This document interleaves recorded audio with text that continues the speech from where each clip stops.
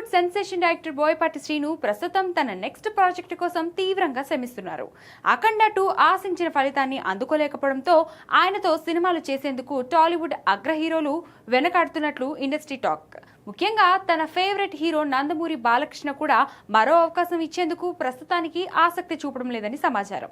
దాంతో తన తదుపరి సినిమాను పాన్ ఇండియా లెవెల్లో ప్లాన్ చేసిన బోయపాటి ఐకాన్ స్టార్ అల్లు అర్జున్, రానా దగ్గుపాటిలను సంప్రదించినట్లు వార్తలు వచ్చాయి.